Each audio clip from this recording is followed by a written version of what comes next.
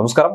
Operation സിന്ദൂറിൽ ഇന്ത്യയുടെ പ്രകടനം ഏറ്റവും മികച്ചതായിരുന്നു എന്നുള്ളത് ആരും തന്നെ പറഞ്ഞു തരേണ്ടതല്ല, ലോകം വീക്ഷിച്ചതായിരുന്നു. അങ്ങനെ ഒരു ഗംഭീര പ്രകടനം നടത്തിയത് എങ്ങനെയായിരുന്നു? അതിന് കരുത്തു പകർന്നത് ആരായിരുന്നു? ഇസ്രയേൽ പ്രധാനമന്ത്രി ബെഞ്ചമിൻ നെതന്യാഹു തന്നെ ഇതുമായി ബന്ധപ്പെട്ട് ഒരു വെളിപ്പെടുത്തൽ നടത്തുകയാണ്. അതായത് ഓപ്പറേഷൻ സിന്ദൂറിന്റെ സമയത്ത് ഇന്ത്യ ഉപയോഗിച്ച ആയുധങ്ങളിൽ ഇസ്രയേൽ നിർമ്മിത ആയുധങ്ങൾ ഏത് രീതിയിൽ മികവ് പ്രകടിപ്പിച്ചുവെന്നാണ് അദ്ദേഹം പറയുന്നത്. ഇസ്രയേൽ നിർമ്മിതമായിട്ടുള്ള ബരാക് 8 മിസൈലുകളും ഹാർപ്പി ഡ്രോണുകളും ഒക്കെ ഇന്ത്യയെ വളരെയധികം സഹായിച്ചിട്ടുണ്ട്.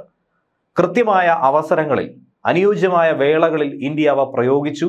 സംഘർഷ സമയത്ത് യുദ്ധസമാനമായ സാഹചര്യം ഉണ്ടായപ്പോൾ അതിഗംഭീരമായ അവ പ്രകടനം കാഴ്ചവെച്ചുവെന്നാണ് ഇസ്രയേൽ പ്രധാനമന്ത്രിയുടെ വാക്കുകൾ. ഹമാസിനെ ഉന്മൂലനം ചെയ്യാൻ തങ്ങൾ നടത്തുന്ന നീക്കങ്ങൾ, അതുപോലെ തന്നെ ഭീകരതയ്ക്കെതിരായി ഇന്ത്യ എടുക്കുന്ന ചുവടുവയ്പ്പുകൾ, അതിനൊക്കെ തന്നെ ഇസ്രയേലിന്റെ നിർമ്മിതിയിലുണ്ടാകുന്ന ഈ ആയുധങ്ങൾ വലിയ തോതിൽ തന്നെ ഉപകരിക്കും എന്നാണ് അദ്ദേഹം എടുത്തു പറയുന്നത്. ഹമാസിനെ ഇല്ലാതാക്കാൻ ഗാസയ്ക്കെതിരായ സൈനികാക്രമണങ്ങൾ വർദ്ധിപ്പിക്കുന്നതിനെ കുറിച്ചുള്ള നെതന്യാഹുവിന്റെ പദ്ധതികൾ വിശദീകരിക്കുമ്പോൾ കൂടിയാണ് ഇന്ത്യയിൽ സംഭവിച്ച കാര്യം അദ്ദേഹം എടുത്തു പറഞ്ഞത്. ഇന്ത്യ നമ്മുടെ ഒരു സൗഹൃദ രാഷ്ട്രം തന്നെയാണ്. ഇന്ത്യക്ക് വേണ്ടി അത്യാധുനിക ആയുധങ്ങളും സാങ്കേതിക വിദ്യയും ഒക്കെ തന്നെ നിർമ്മിച്ച് നൽകിയിട്ടുണ്ട് നാം. അങ്ങനെ മുൻപ് നൽകിയ ചില ആയുധങ്ങൾ അത് യുദ്ധമേഖലയിൽ എത്രത്തോളം മികച്ച രീതിയിൽ പ്രവർത്തിച്ചു എന്നുള്ളത് ലോകം തന്നെ കണ്ടു. നമുക്ക് പോലും വ്യക്തമായ അതിന്റെ പ്രവർത്തനം മികവ് മനസ്സിലാക്കാൻ ഞങ്ങളുടെ സാങ്കേതിക വിദ്യയുടെ കൃത്യമായ കാര്യക്ഷമമായ പരീക്ഷണം അത് തന്നെയായിരുന്നു പാകിസ്ഥാനെതിരെ ഇന്ത്യ പ്രയോഗിച്ച ഈ ആയുധങ്ങൾ. തങ്ങൾ വികസിപ്പിച്ചെടുത്ത ആയുധങ്ങളുടെ പ്രഹരശേഷി എത്രത്തോളം എന്നുള്ളത് യുദ്ധക്കളത്തിൽ എങ്ങനെ പ്രകടിപ്പിക്കുന്നു എന്നുള്ളത് പരീക്ഷിച്ചുറപ്പുവരുത്താറുണ്ട്. മികച്ച പ്രകടനം തന്നെയാണ് അവയൊക്കെ തന്നെ കാഴ്ചവെച്ചിട്ടുള്ളത്. അതിശക്തമായ അടിത്തറ പാകി തന്നെയാണ് തങ്ങൾ ഈ മേഖലയിൽ ഊന്നി നിൽക്കുന്നതെന്നും അദ്ദേഹം എടുത്തു പറഞ്ഞു.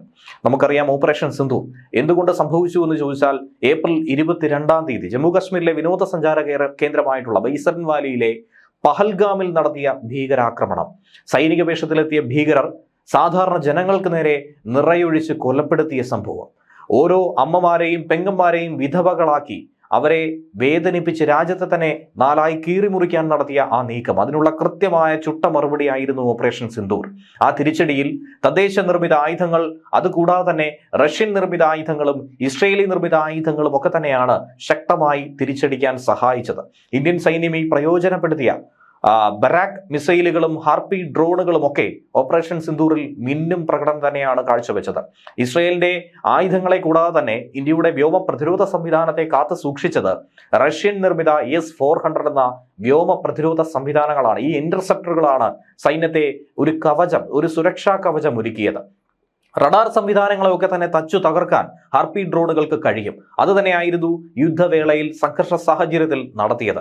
അതിമാരക ശേഷിയുള്ള പോർമുനകൾ വഹിക്കുന്ന ഇവ ശത്രുവിന്റെ വ്യോമ പ്രതിരോധ സംവിധാനത്തെ ഒക്കെ തന്നെ തകർത്ത് നാമാവശേഷമാക്കും. അങ്ങനെ നിലംപരിശാക്കി ശത്രുവിനെ കീഴ്പ്പെടുത്താനായി ഇന്ത്യൻ സൈന്യത്തിന് മേൽക്കൈ നൽകിയതായിരുന്നു ഹാർപ്പി ഡ്രോണുകളൊക്കെ. ദീർഘദൂര ശേഷിയുള്ള ഭൂമിയിൽ നിന്ന് വായുവിലേക്ക് തൊടുക്കാൻ കഴിയുന്ന മിസൈൽ പ്രതിരോധ സംവിധാനം കൂടിയാണ് ബരാക് 8 എന്നുള്ളത്.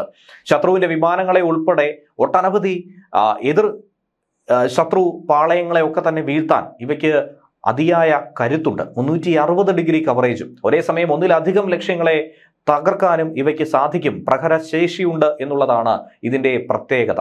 കരയിലോ കപ്പലിലോ വെച്ച് ഇവ പ്രയോഗിക്കാൻ കഴിയുമെന്നുള്ളതും മറ്റൊരു സവിശേഷതയാണ്. അതുകൊണ്ട് തന്നെ ഇന്ത്യൻ സൈന്യത്തിനും അതുപോലെ തന്നെ പാകിസ്ഥാനും ഇതിന്റെ കരുത്ത് എത്രത്തോളം എന്നുള്ളത് ഈ അടുത്ത് തന്നെ വളരെ വ്യക്തമായി മനസ്സിലായിട്ടുള്ളതാണ്. ഇനി പാകിസ്ഥാൻ ഒരു കാരണവശാലും അത്തരത്തിലൊരു തിരിച്ചടി ഏറ്റുവാങ്ങാൻ ഈ അടുത്തൊന്നും തന്നെ ശ്രമിക്കില്ല എന്നുള്ള കാര്യവും ഇക്കാര്യം അടിവരയിട്ട് പറയുകയാണ്.